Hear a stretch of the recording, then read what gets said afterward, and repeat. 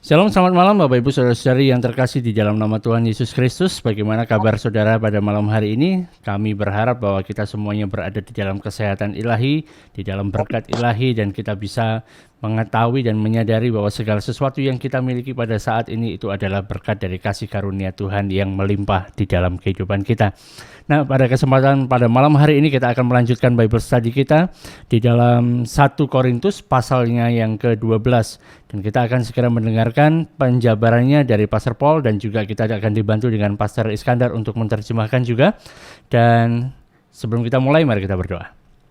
Bapak, kami mengucap syukur buat malam hari ini. Kami berterima kasih-Mu besar terhadap kami, bahwa kami telah ditempatkan di dalam Kristus, kami memiliki Kristus di dalam kehidupan kami, dan kami bersyukur atas segala sesuatu yang sudah Tuhan kerjakan, dan kami mau melihat apa saja yang sudah kami miliki di dalam Kristus, terutama tentang segala macam karunia yang sudah Tuhan berikan bagi kami. Ada karunia demi karunia yang Tuhan limpahkan dalam kehidupan kami, dan ajari kami melalui pelajaran pada malam hari ini, supaya kami bisa memaksimalkan karunia yang ada pada kami untuk kemuliaan nama Tuhan. Berkati kami semuanya saat kami belajar, sehingga kami memiliki pewahyuan, kami mendapatkan hikmat, kami bisa mengubah pikiran kami sesuai dengan pikiran Kristus. Kami bersyukur, di dalam nama Yesus kami berdoa. Amin. Amen. Baik, silakan Pastor Paul, kita segera mulai pelajaran kita malam hari ini. Terima kasih Pastor Daniel.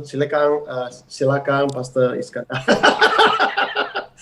Okay, let's start with Pastor Daniel reading for us from verse 1 to verse 3. 1 to 3. Baik, kita akan perhatikan bersama-sama dari pasal yang ke-12 ayat yang pertama sampai ayat yang ketiga. Sekarang tentang karunia-karunia roh, aku mau saudara-saudara supaya kamu mengetahui kebenarannya.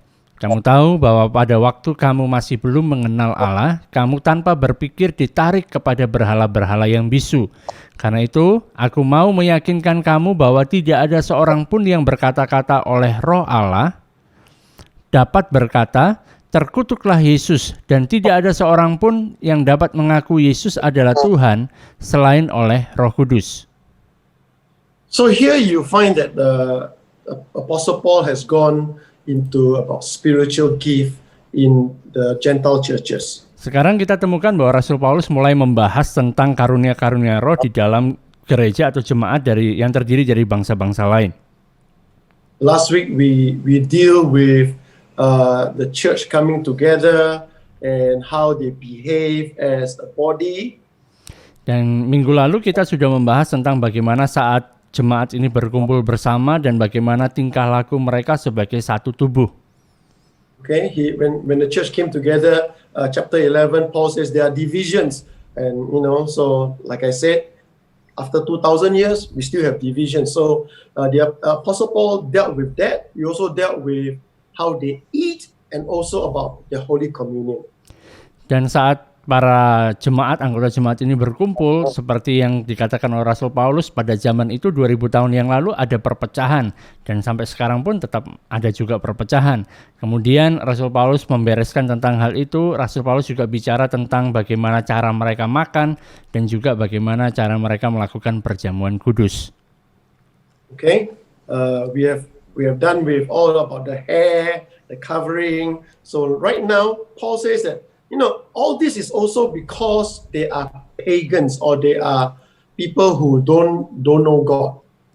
Dan kemudian kita sudah bahas tentang bagaimana tudung kepala dan lain sebagainya. Dan sekarang di pasal yang ke-12, Paulus bicara ini semuanya karena mereka itu berasal dari orang-orang yang tidak mengenal Allah, atau mereka adalah penyembah berhala. And the thing is this, the thing is that whether you like it or you don't like it, or whether you agree or you don't agree, all of us has a part in our body, in our being that is crying out to worship a God. Kita suka atau tidak suka, ada bagian di dalam diri kita yang sepertinya berseru ingin untuk menyembah Tuhan, gitu kan? Ada sesuatu yang mau untuk datang kepada Tuhan. Even people who says, I'm an atheist, I don't believe in God. So what do they believe? They believe in themselves. They have made themselves their own God. Bahkan orang ateis yang mengatakan aku tidak percaya adanya Tuhan, mereka sebenarnya punya kepercayaan akan Tuhan sendiri, yaitu diri mereka sendiri, karena mereka telah menjadikan diri mereka sebagai Tuhan. And you find that even people of other religion, if they believe their God is real, why do they go and find out about other people's God? Dan kita juga bisa lihat dari agama-agama yang lain juga, kalau mereka percaya bahwa Allah mereka atau Tuhan mereka itu yang sejati, kenapa mereka cari tahu lagi tentang Allah atau Tuhannya agama yang lain? But the Apostle Paul says evangelism, you see the Apostle Paul's life. As he evangelized, he educated. That's why he says in verse 1, I do not want you to be uninformed. Dan saat Rasul Paulus dia melakukan penginjilannya, yang dia lakukan tidak hanya sekedar menginjili, tapi dia juga mendidik mereka. Sehingga kita bisa temukan di ayat yang pertama dikatakan, aku mau saudara-saudara supaya kamu mengetahui kebenarannya. Because if you don't have the knowledge of God, you will find some knowledge and think that is God. Dan kalau kita tidak memiliki pengetahuan tentang Allah, maka kita akan menemukan ada suatu pengetahuan tertentu dan kita berpikir ini berasal dari Allah. So, be careful about knowledge. Karena itu mari kita berhati-hati tentang pengetahuan. So, the Apostle Paul says, no one, he's talking about human being, no human being, who has the Spirit of God, the Holy Spirit, will say Jesus is cursed. Dan dia berkata tidak ada seorang pun, maksudnya tidak ada satu manusia pun yang dia memiliki Roh Kudus yang bisa berkata bahwa terkutuklah Yesus. But no one can say Jesus is Lord unless the Holy Spirit is in him. Dan juga tidak akan ada seorang pun yang bisa mengaku Yesus adalah Tuhan kecuali kalau ada Roh Kudus di dalam dia, melalui dia. For those of you who knows your Bible very well, you all know that Paul did say when Jesus comes back to rule, every knee will bow, every tongue will confess, even the devil will bow and say Jesus is Lord.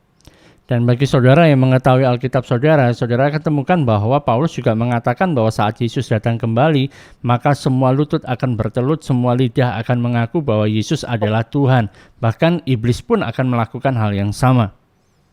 But here we're not talking about the devil, we're talking about a person, physical person, okay? Tapi di sini kita bicara bukan tentang iblis, tetapi bicara tentang manusia. Alright. Pastor Is, verse 4 to verse 6, please. Oke, ayat 4 sampai ayat 6. Ada rupa-rupa karunia, tetapi satu roh. Dan ada rupa-rupa pelayanan, tetapi satu Tuhan. Dan ada berbagai-bagai perbuatan ajaib, tetapi Allah adalah satu yang mengerjakan semuanya dalam semua orang. Okay, not sure about your verse 6 in Bahasa, but in verse 4, he says there are different kind of gift, but one Spirit. Ya. Correct, Pastor. Jadi di ayat 4 itu ada rupa-rupa karunia, tetapi hanya ada satu roh yang sama. So here, there's only one Spirit. Okay, verse 4, Spirit, then you have gift. Jadi di ayat 4 ini kita bisa melihat ada satu roh, tetapi karunia-karunianya ada banyak ya. Okay, verse 5, one Lord, but different service. Kalau ayat 5, ada satu Tuhan, tetapi rupa-rupa pelayanan. And verse 6 is different kind of working, but one God. Ayat 6 dikatakan banyak atau berbagai-bagai perbuatan ajaib, tetapi satu Tuhan, satu Allah. Okay, now you find that what the Apostle Paul is saying is this, is he's talking about the Father, Son, and the Holy Spirit working together. Oke, dari sini sebenarnya apa yang dituliskan oleh Rasul Paulus bisa dilihat juga sebagai penjelasan mengenai ada Tritunggal ya, ada Allah Bapa, Anak dan Roh Kudus.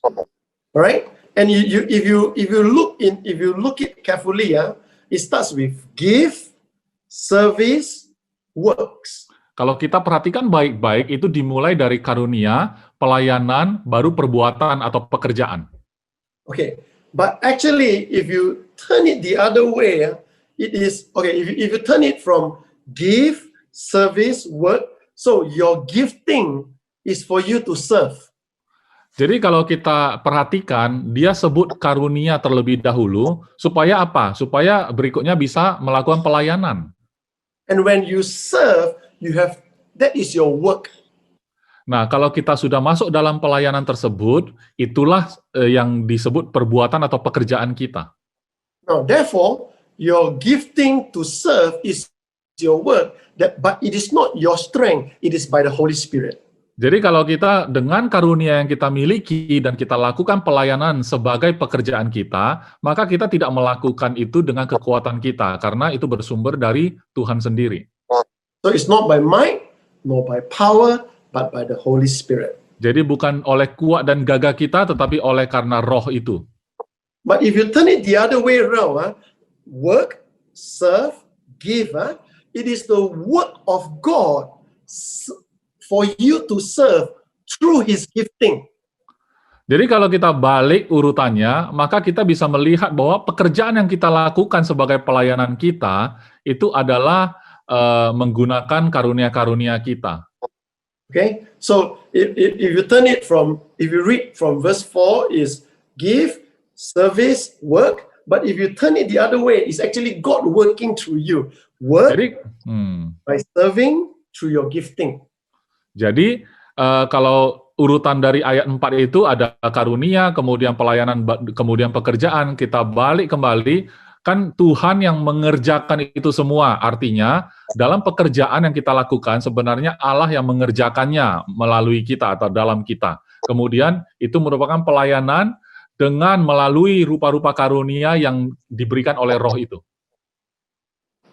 So, all this is not by our ability, all this is actually a gift. Jadi ini kembali lagi kita menyadari bahwa ini bukan dari kekuatan kita atau kemampuan kita, tetapi ini adalah karunia. Right. Pastor Daniel, verse 7 all the way to verse 11. Ayat 7 sampai ayat yang ke-11. Tetapi kepada tiap-tiap orang dikaruniakan penyataan roh untuk kepentingan bersama. Sebab kepada yang seorang roh memberikan karunia untuk berkata-kata dengan hikmat, dan kepada yang lain roh yang sama memberikan karunia berkata-kata dengan pengetahuan. Kepada yang seorang roh yang sama memberikan iman, dan kepada yang lain ia memberikan karunia untuk menyembuhkan. Kepada yang seorang roh memberikan kuasa untuk mengadakan mujizat, dan kepada yang lain ia memberikan karunia untuk bernubuat, dan kepada yang lain lagi ia memberikan karunia untuk membedakan bermacam-macam roh. Kepada yang seorang ia memberikan karunia untuk berkata-kata dengan bahasa roh, dan kepada yang lain ia memberikan karunia untuk menafsirkan bahasa roh itu. Tetapi semuanya ini dikerjakan oleh roh yang satu dan yang sama, yang memberikan karunia kepada tiap-tiap orang secara khusus seperti yang dikehendakinya.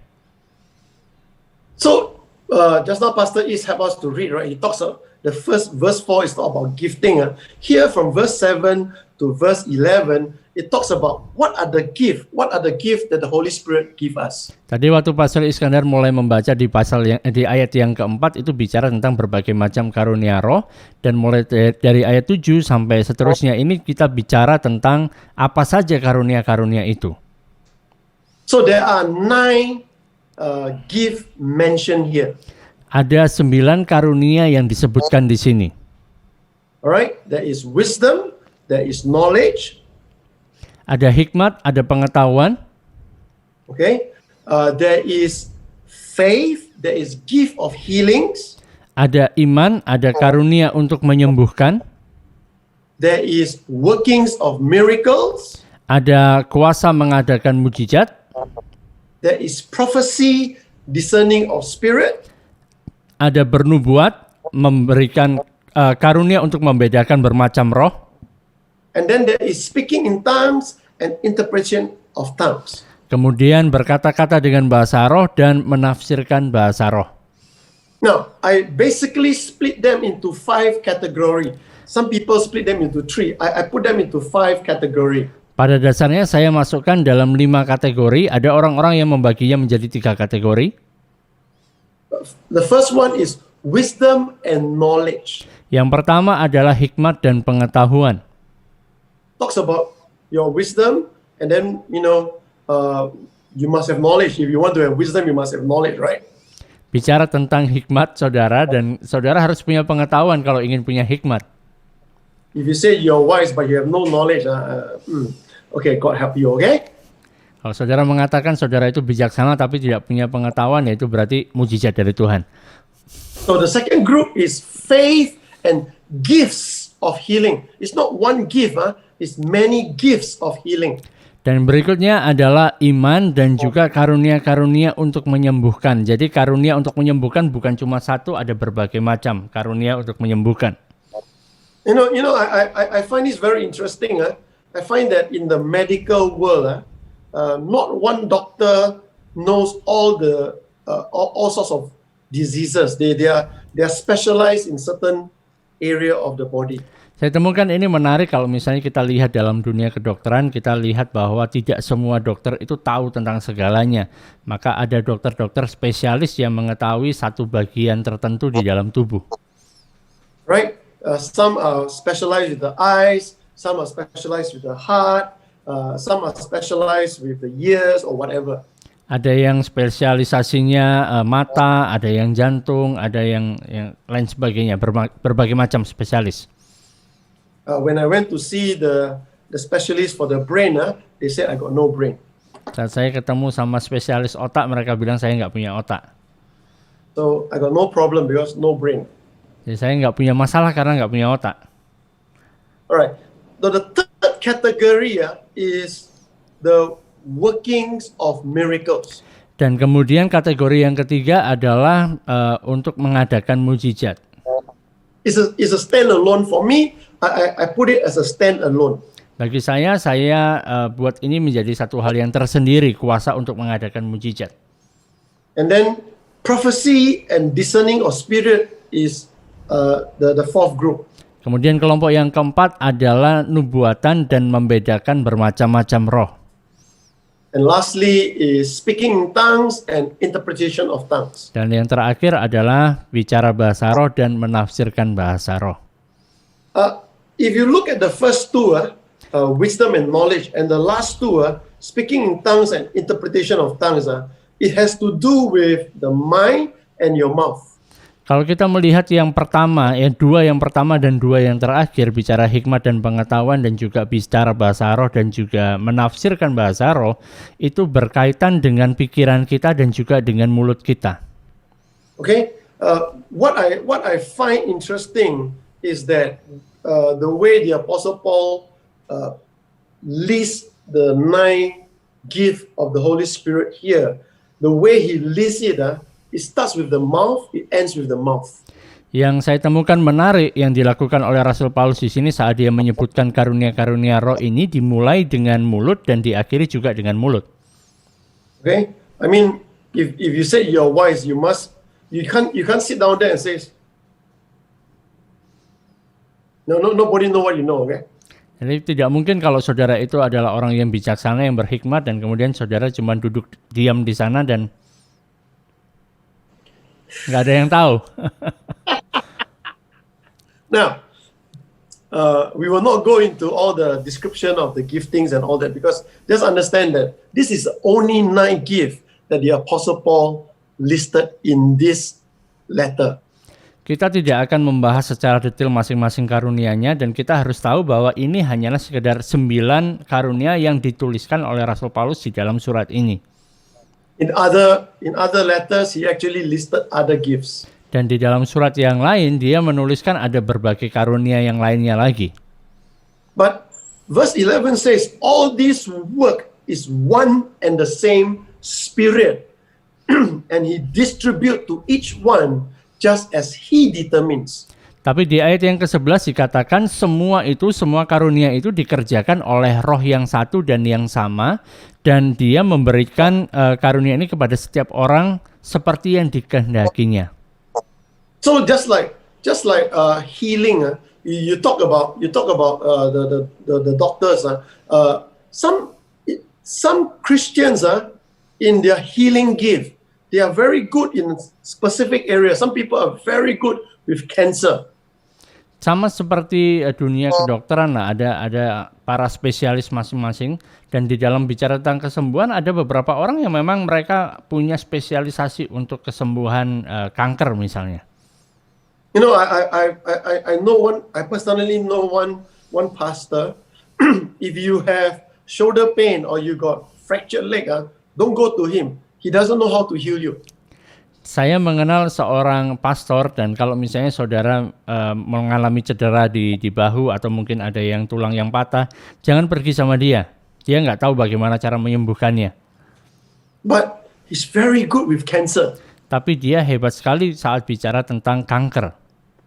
He can sit down with you and says, I think you need to check your liver, but you know God is healing you of your liver cancer. And you're like, huh? I got liver cancer?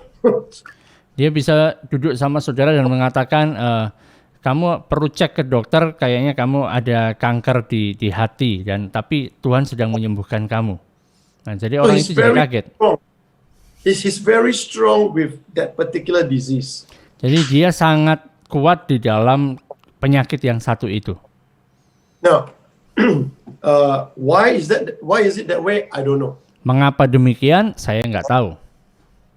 Again, it is the Holy Spirit who distributes as He determines.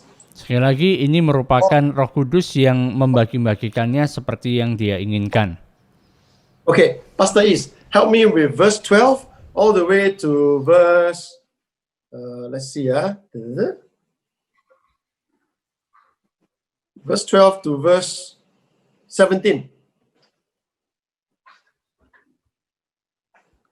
Ayat 12 sampai ayat 17. Karena sama seperti tubuh itu satu dan anggota-anggotanya banyak, dan segala anggota itu sekalipun banyak merupakan satu tubuh, demikian pula Kristus. Sebab dalam satu roh kita semua, baik orang Yahudi maupun orang Yunani, baik budak maupun orang merdeka, telah dibaptis menjadi satu tubuh, dan kita sudah semua diberi minum dari satu roh. Karena tubuh juga tidak terdiri dari satu anggota, tetapi atas banyak anggota. Andai kata kaki berkata, karena aku bukan tangan, aku tidak termasuk tubuh. Jadi benarkah ia tidak termasuk tubuh? Dan andai kata telinga berkata, karena aku bukan mata, aku tidak termasuk tubuh. Jadi benarkah ia tidak termasuk tubuh?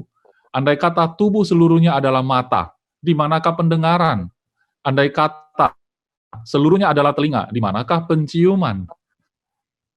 So here you find that it's talking about the type of division here. Jadi di sini kita melihat ada berbagai-bagai anggota di sini. Alright? And the thing is this, all these gifts are gift for us to serve other people.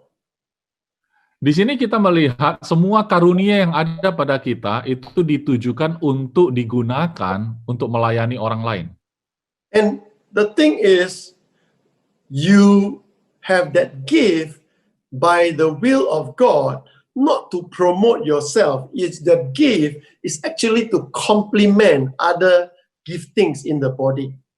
Masalahnya adalah karunia yang diberikan bagi kita ini bukanlah untuk mempromosikan atau mengangkat diri kita sendiri, tetapi ini adalah untuk melengkapi orang-orang lain yang ada.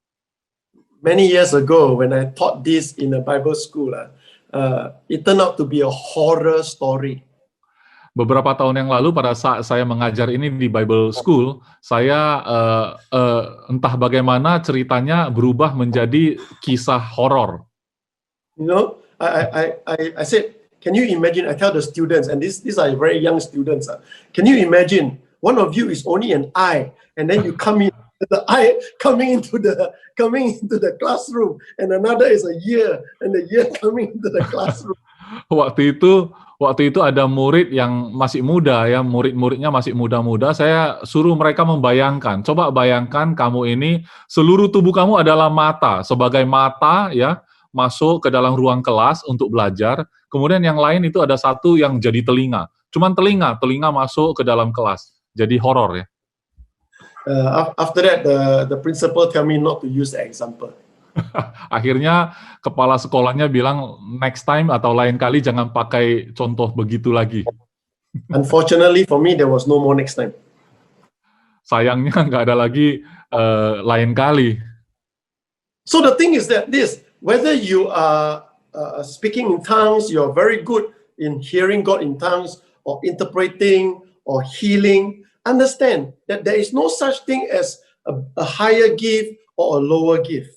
Sekalipun saudara bagus sekali dalam karunia berbahasa roh atau mengartikan bahasa roh atau karunia kesembuhan, kita harus pahami bahwa tidak ada salah satu karunia yang lebih tinggi dibandingkan dengan karunia lainnya. Semuanya sama. So every part is important to the body of Christ. Setiap bagian atau anggota tubuh itu sama-sama penting untuk sebuah tubuh Kristus.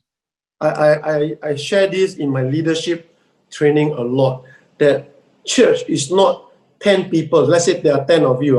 Church is not 10 people walking together. Jadi dalam banyak kesempatan saya mengajar kepemimpinan gereja, saya selalu mengatakan bahwa katakanlah gereja ini ada 10 orang, jadi ini bukan bicara tentang 10 orang ini saja. Right? They are not just, Pastor Is, they are not 10 individuals walking together like they are actually 10 individuals coming together as one. Jadi kalau mereka ada 10 orang, mereka bukanlah 10 individu yang berjalan bersama-sama. Kebetulan mereka berjalan bersama, tapi mereka individu. Bukan seperti itu, tetapi mereka 10 orang merupakan satu kesatuan yang melakukan hal yang sama. Alright, so they come, they have different giftings, but they come and they form that body of Christ. Mereka dengan karunia mereka masing-masing yang berbeda-beda itu, mereka bergabung menjadi satu tubuh, mereka menjadi tubuh Kristus. So every one of you is important to your local church. Jadi setiap saudara yang ada itu berarti atau berguna untuk keluarga Anda, gereja lokal Anda. Pastor Daniel, verse 18 all the way to verse let's do verse 18 and verse to 20 first. Ayat 18 sampai ayat yang ke-20. Tetapi Allah telah memberikan kepada anggota masing-masing secara khusus suatu tempat pada tubuh, seperti yang dikehendakinya. Andai kata semuanya adalah satu anggota, di manakah tubuh? Memang ada banyak anggota, tetapi hanya satu tubuh. So, again, it's a re-emphasis of what we just discussed with Pastor Iskandar. You're all different parts, but you're one body. Sekali lagi ini merupakan penekanan tentang apa yang sudah kita bahas dengan Pastor Iskandar, bicara tentang ada banyak anggota tetapi satu tubuh. Pastor Daniel 21 to 24 please. Ayat 20, 21 to 25. Ayat 21 sampai ayat yang ke-25. Jadi mata tidak dapat berkata kepada tangan, aku tidak membutuhkan engkau, dan kepala tidak dapat berkata kepada kaki, aku tidak membutuhkan engkau. Malahan justru anggota-anggota tubuh yang nampaknya paling lemah yang paling dibutuhkan. Dan kepada anggota-anggota tubuh yang menurut pemandangan kita kurang terhormat, kita berikan penghormatan khusus. Dan terhadap anggota-anggota kita yang tidak elok, kita berikan perhatian khusus. Hal itu tidak dibutuhkan oleh anggota-anggota kita yang elok. Allah telah menyusun tubuh kita begitu rupa, sehingga kepada anggota-anggota yang tidak mulia diberikan penghormatan khusus, supaya jangan terjadi perpecahan dalam tubuh, tetapi supaya anggota-anggota yang berbeda itu saling memperhatikan. So here is very clear that there are different functions in the body of Christ. Di sini sangat jelas kita temukan bahwa ada fungsi yang berbeda-beda di dalam tubuh Kristus. And if you're a pastor or you're a leader, pay attention to this part. Dan kalau saudara adalah seorang gembala atau seorang pemimpin, perhatikanlah bagian-bagian ini. The prominent part, the prominent members of your church, of your congregation, is normally the worship leader, the music team, those people on stage, like the pastor, the preacher. Orang-orang yang terkenal, yang kelihatan, yang paling mencolok adalah biasanya worship leader atau pemain musik atau bahkan pendetanya. Right? So, because they're always up there, people keep looking at them. So, they are prominent enough. Karena mereka selalu tampil di depan, muncul terus, dan semua orang mengetahui mereka. Oleh karena itu mereka cukup terkenal. And honestly, these people who are prominent ought to give attention to those who are actually serving in the background. Dan sebenarnya orang-orang yang terkenal itu semuanya tadi perlu untuk memberikan perhatian kepada mereka yang melayani di belakang. Right? There are people who set up the cable, people who do the sound, people who prepare the lighting, the people who prepare the food. All these people don't see, but they are actually very important. Orang-orang yang memasang kabel, yang mengatur sound system, yang pasang lampu dan sebagainya, mungkin ada yang menyiapkan makanan. Semuanya ini adalah orang-orang yang penting juga. Many years ago, I was in my church when I was serving full time. I was in charge of logistics. Bertahun-tahun lalu saat saya di gereja saya bertugas untuk mengurusi logistik. Okay, and as the church grow bigger and bigger, Dan saat gereja ini bertumbuh makin besar dan makin besar, one day I was joking with my pastor. suatu hari saya bercanda dengan gembala saya. I said, Pastor, joking lah. I said, Pastor, I got more power than you. Saya bilang sama dia, Pastor, aku punya kuasa yang lebih besar daripada kamu. He said, really? Dia bilang, Why? yang benar. Kenapa? He said, nobody know you, no. Everybody know me. Nggak ada orang yang kenal kamu, tapi semua orang kenal sama aku. True, everybody see my pastor, they know my pastor. Memang benar, semua orang mengetahui, mengenal gembala saya, mereka melihat dia. I said, Pastor, you can say all you want. My finger can control the control button.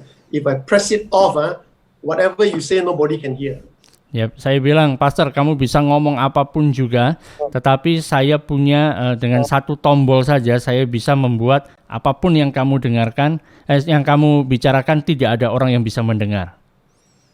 We were joking, but it's true that those of us who are in a prominent ministry, we are to take care of those people who are not so prominent serving in the ministry, the ushers, the people who pack, the logistic people. These are very important people. Dan itu tadi saya memang bercanda, tapi memang benar bahwa orang-orang yang berada dalam pelayanan yang tampil di depan ini perlu juga untuk memperhatikan orang-orang yang ada di belakang, misalnya orang-orang yang ngurusi logistik, orang-orang yang nggak kelihatan di depan layar. Okay, so don't just think that the person who and then they heal, they're the most important. No, they are just used by God for that work. Jadi jangan berpikir bahwa ada orang yang tiba-tiba berbahasa roh dan kemudian ada orang yang disembuhkan, orang ini yang paling penting. Enggak, tapi dia memang dipakai Tuhan dalam hal itu saja. And therefore we have equal concern for everyone. Jadi kita punya posisi yang sama dan kita bisa saling memperhatikan satu dengan yang lain. Pastor Is, verse 26. Ayat 26, karena itu jika satu anggota menderita, semua anggota turut menderita. Jika satu anggota dihormati, semua anggota turut bersukacita. So understand this, that you are never a stand alone in the body of Christ. Jadi kita harus paham bahwa kita tidak pernah menjadi sebuah pribadi yang berdiri sendiri dalam tubuh Kristus.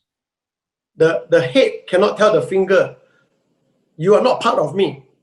Sebuah kepala tidak bisa mengatakan kepada sebuah jari tangan dengan mengatakan kamu bukan bagian dari aku. If you don't believe me, you try.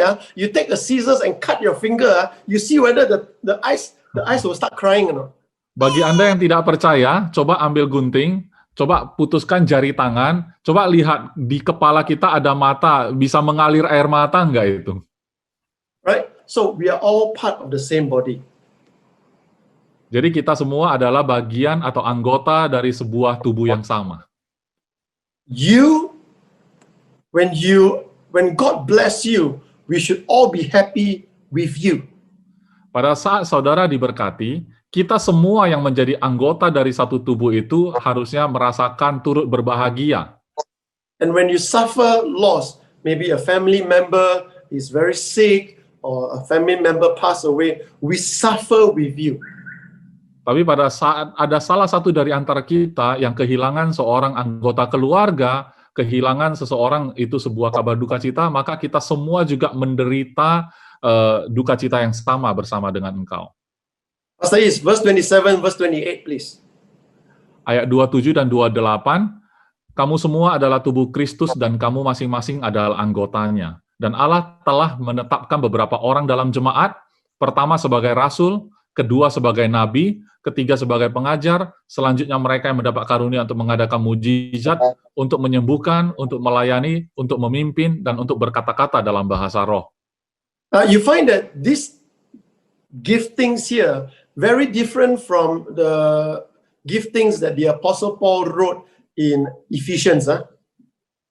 Kita melihat di sini ada beberapa karunia yang dijelaskan oleh Rasul Paulus agak berbeda dengan apa yang dia jelaskan di suratnya kepada Efesus. In Ephesians, he says apostles, prophets, evangelists, pastors, teachers. But here is different. Kalau di Efesus dikatakan ada di sana rasul, nabi, penginjil, guru, dan gembala. Di sini tidak disebutkan seperti itu. Alright, but they are just this and that. They are equally important. Cuman dijelaskan saja bahwa ini dan itu semuanya sama pentingnya. Okay. Then verse 29 he asks, Pastor, is verse 29, please? Ya, ayat 29, adakah mereka semua rasul atau nabi atau pengajar? Adakah mereka semua mendapat karunia untuk mengadakan mujizat atau untuk menyembuhkan atau untuk berkata-kata dalam bahasa roh atau untuk menafsirkan bahasa roh? Okay. So you find this, you find that just because you don't have all these miracles or you don't have what other people have does not mean you're not important. It's not that. Ya, jadi bukan berarti kalau saudara memiliki karunia dan kemudian saudara tidak memiliki karunia yang dimiliki orang lain, seolah-olah saudara itu tidak penting, bukan begitu. Okay, think about this. Think about this. Even if you don't have all of this gifting mentioned here, coba kita bayangkan, seandainya kita ini tidak memiliki satu pun dari karunia yang tertulis di sini. But you constantly show kindness to people and you are patient to people who are difficult. Is that a gift itself? Tapi ternyata saudara punya keinginan selalu berbuat baik kepada orang lain, memperhatikan orang lain, selalu menunjukkan sebuah perbuatan baik kepada orang lain. Pertanyaannya, apakah ini juga termasuk karunia? You may not be very rich, but you see a poor boy or a poor girl, and every Sunday you make sure you bring extra food to make sure that this boy or this girl have something to eat and something to bring home. Mungkin saudara bukan termasuk orang yang disebut orang kaya, tetapi saudara punya perhatian khusus, misalnya melihat 1-2 orang anak kecil di gereja setiap minggu, saudara punya hati untuk membawa makanan lebih, agar bisa dibagikan kepada anak-anak itu, karena saudara melihat mereka butuh, dan saudara lakukan itu secara konsisten. Right? That is also very, very important in the body of Christ. Itu juga adalah bagian yang paling penting dalam tubuh Kristus. Pastor Daniel, help me with verse 31, and then we go quickly to chapter 13 to the beginning part. Ayat 31, jadi berusahalah untuk memperoleh karunia-karunia yang paling utama, dan aku menunjukkan kepadamu jalan yang lebih utama lagi. So the thing is this, the list. This chapter talks about all the gift of God, all the manifestation, the miracles, the working of faith. But the Apostle Paul says, I will show you a more excellent way. Di dalam pasal ini bicara tentang berbagai macam karunia, bicara tentang mujizat, bicara tentang hal-hal yang dahsyat. Tapi kemudian Rasul Paulus mengatakan, aku akan menunjukkan kepadamu jalan yang lebih utama lagi. Now, if you are eager about spiritual gift, you want to lay hands and heal the sick, you want to evangelize, you want to do all these are good, but to the Apostle Paul, he says that this is not the most excellent way. Kalau misalnya saudara ingin bisa menumpangkan tangan dan orang itu menjadi sembuh, kemudian saudara ingin menjadi penginjil dan sebagainya, itu semuanya hal yang baik.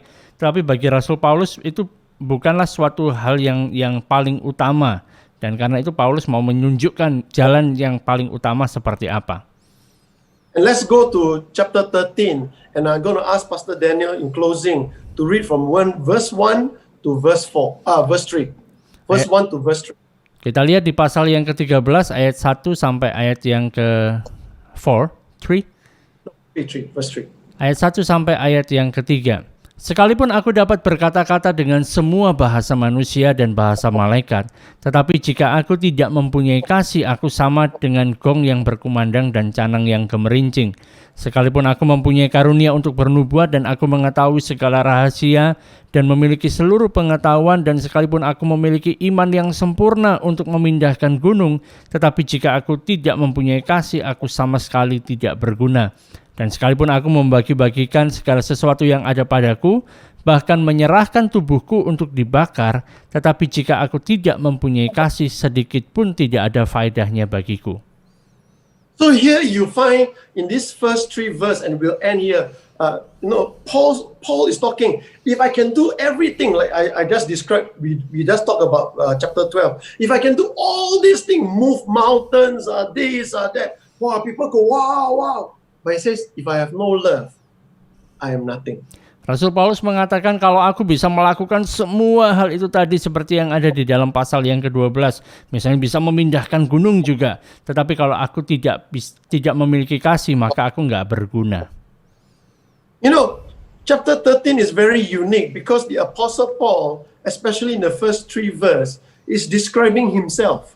Dan pasal 13 ini sangat unik, khususnya di ayat 1 sampai ayat yang ketiga.